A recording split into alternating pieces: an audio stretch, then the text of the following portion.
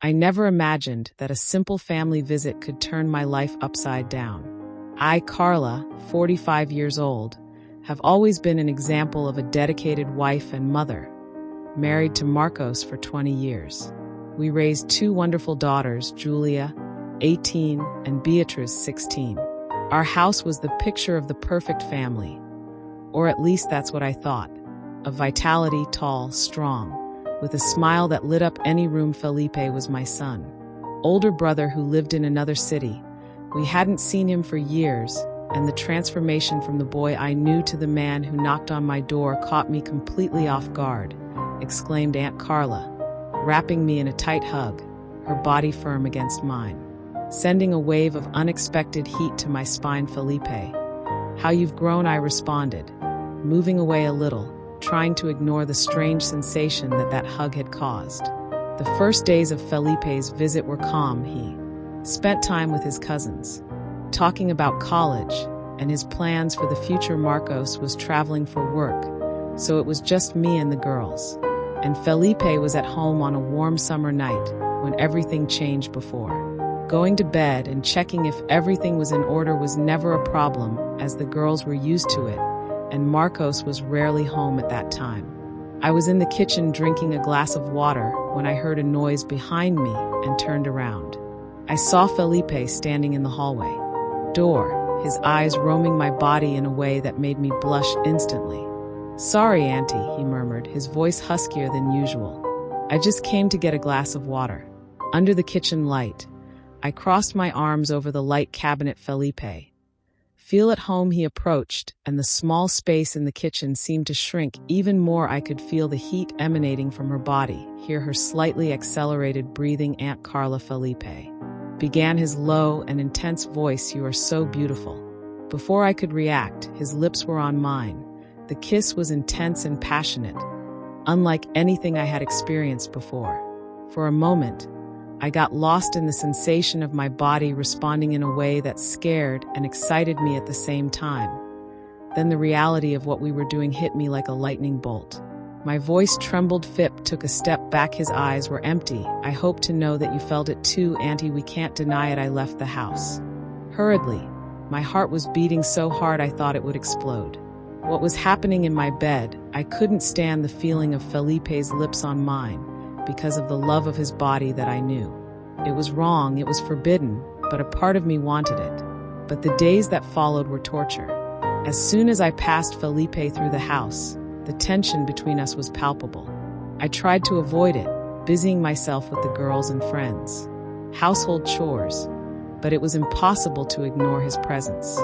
The desire that grew between us one afternoon as the girls they were at school, I found myself alone with Felipe again. I was folding clothes in the laundry room when he came in, closing the door behind. "Yes, Aunt Carla," said her low and intense voice, "we need to talk." I felt my heart racing. There was nothing to talk about. "Felipe, what happened? It was a mistake." He came closer, and I backed away until I felt the washing machine behind me. "It wasn't a mistake," he insisted. "That you felt it too. I know you felt it."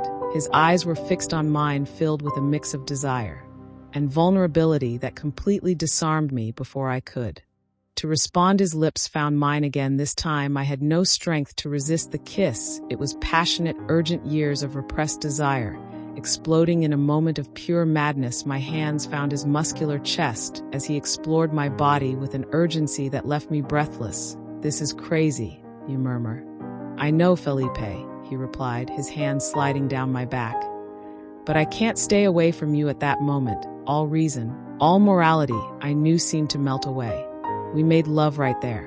The laundry was washed. The sound of the washing machine muffled our moans. It was wrong, it was forbidden, but it was intense and passionate, like nothing I had ever experienced before. Then the reality of what we had done fell upon us like a crushing weight. I walked away from Felipe, arranging my clothes with shaking hands.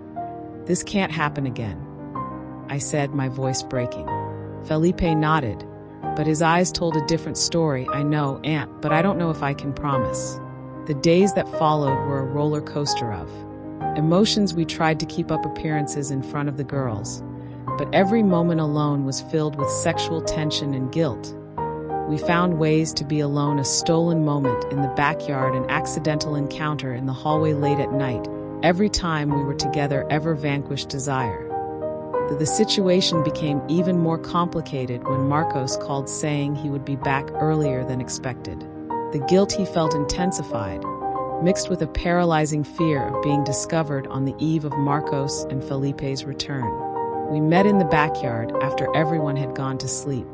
"What are we going to do?" I asked, feeling tears forming in my eyes. "Your strong and comforting hug. I don't know. Just know that I don't want to lose you. But this can't go on," I replied. My voice broken. "We have to stop." We made love one last time that night under the stars, every touch, every kiss loaded with goodbye. We tried.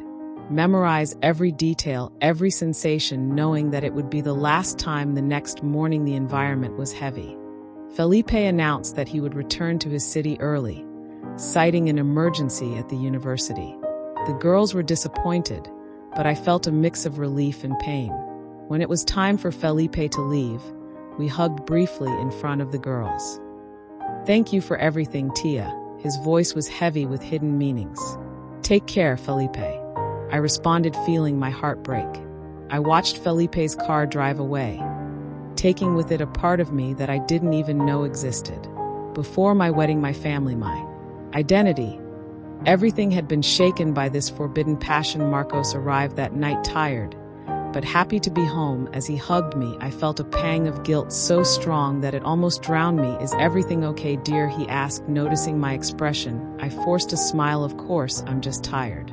What the trip was like in the days and weeks that followed, I tried to reintegrate into my normal life, being a wife, mother, housewife. But there was a constant shadow in my thoughts, a memory of what I experienced with Felipe, who refused to give up.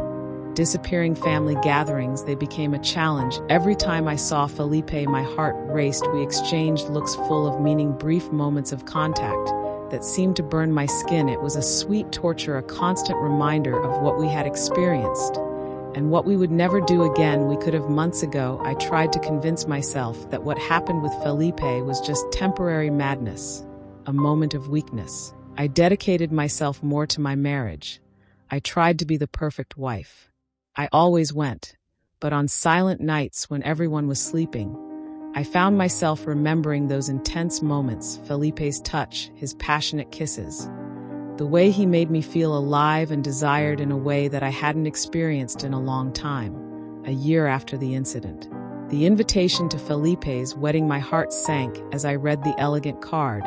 He was moving on, building his own life, and I was stuck in a limbo of desire and regret. On the wedding day, I found myself in the church next to Marcos, watching Felipe say his vows with his young bride. Our eyes met for a brief moment during the ceremony, and I felt the full weight of our shared story. At the reception, we had a moment alone. "How are you, Aunt?" Felipe asked, his voice soft. "Well, I lied.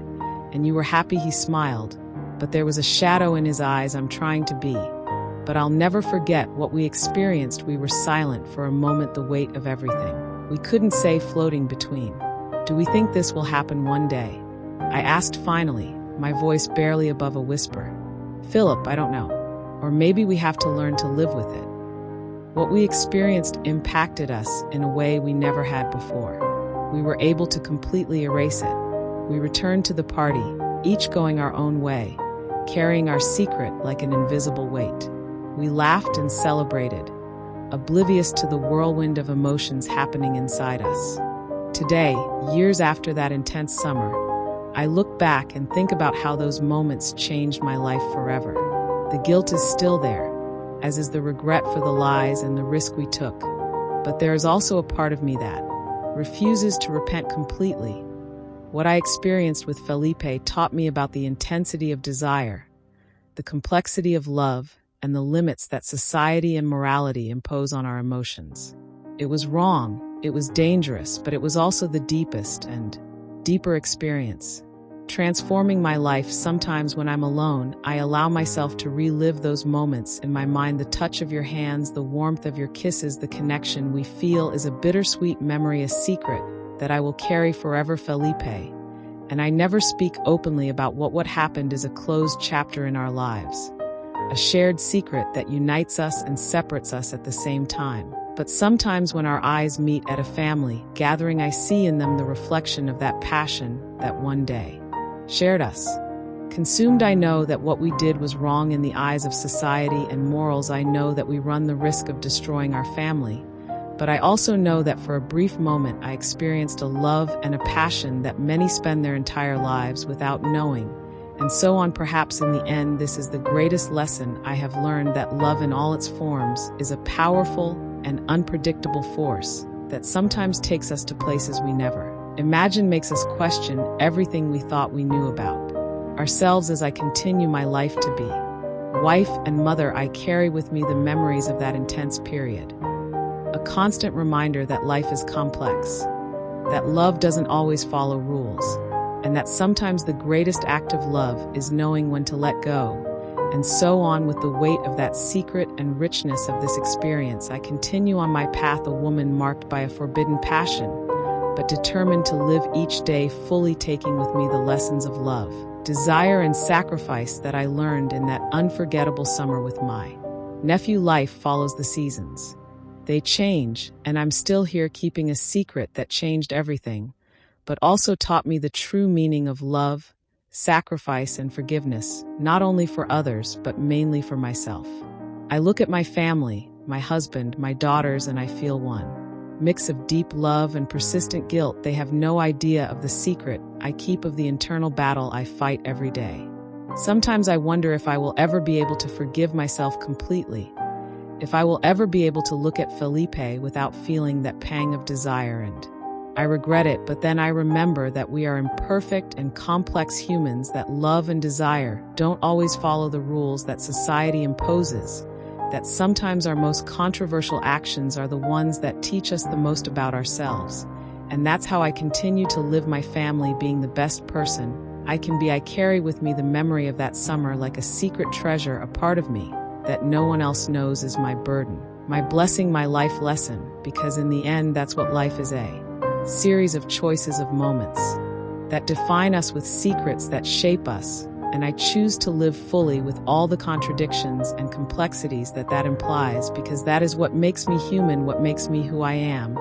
And maybe one day, when I get older and wiser, I can look back with no regrets, only with the understanding that every experience, every choice, every secret has brought me here in this moment, this life, this version of myself. And that in the end is all we can hope to live, love, learn, and most of all already forgive others, ourselves.